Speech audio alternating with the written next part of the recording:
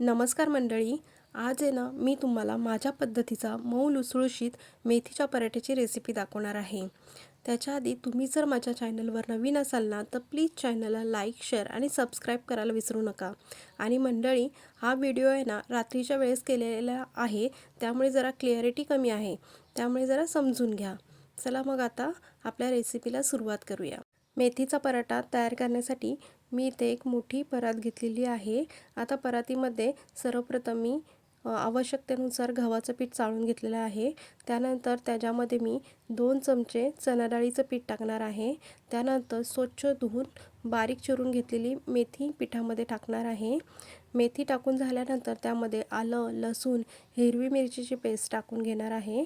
त्यानंतर मी ते टाकणार आहे 2 चमचे धना जिरे पावडर.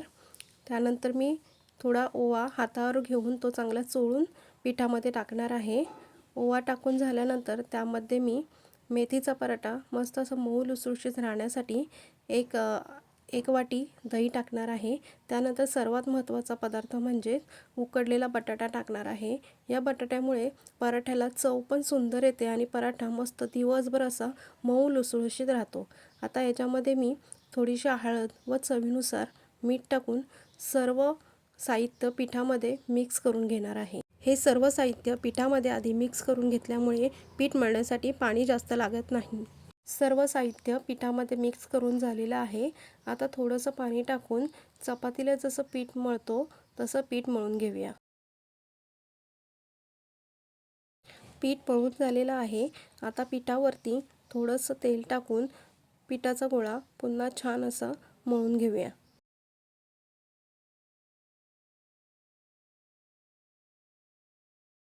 पराठ्याचं पीठ मळून झालेलं आहे.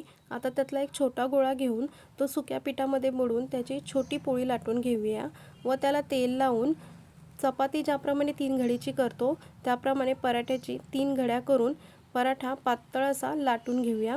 म्हणजे पराठ्याला ना छान असे लेयर सुटतात आणि पराठा मऊ लुसलुशीत होतो. पराठा माझा पातळ असा लाटून झालेला आहे. आता तो मी शेकून घेते. पराठा शेकवण्यासाठी इथे मी गॅसवर एक तवा ठेवलेला आहे आणि तव्याला ना पराठा चिटकू नये म्हणून थोडंसं तेल खाली टाकलेलं आहे. आता त्याच्यावर पराठा टाकून पराठा एका बाजूने शेकला की तो पलटी करते व पलटी करून झाल्यानंतर त्याच्यावर थोडंसं तेल टाकून पुन्हा तो पलटी करून पराठा खरपूस असा छान शेकून घेते. तुम्ही बघू शकता मंडळी, पराठा छान असा खरपूस शेकून झालेला आहे. पराठा खाण्यासाठी तयार झालेला आहे. पराठ्यामध्ये उकडलेला बटाटा टाकल्यामुळे ना पराठ्याला वेगळी अशी चव येते. तुम्ही एकदा नक्की ट्राय करून बघा. आणि पराठा 3 घडीचा लाटल्यामुळे पराठ्याला छान असे लेयर पण सुटतात आणि पराठा आहे ना दिवसभर मस्त असा मऊ लुसलुशीत राहतो. तुम्ही बघू शकता मंडळी, पराठा आपला किती असा मऊ लुसलुशीत झालेला आहे. तुम्ही ही रेसिपी नक्की ट्राय करा. हा पराठा तुम्ही दह्यासोबत किंवा सॉसबरोबर सुद्धा खाऊ शकता. मी ना इथे दह्यामध्ये थोडीशी चटणी आणि मीठ टाकून त्याच्याबरोबर मी इथे आता पराठा तुम्हाला खाऊन दाखवते.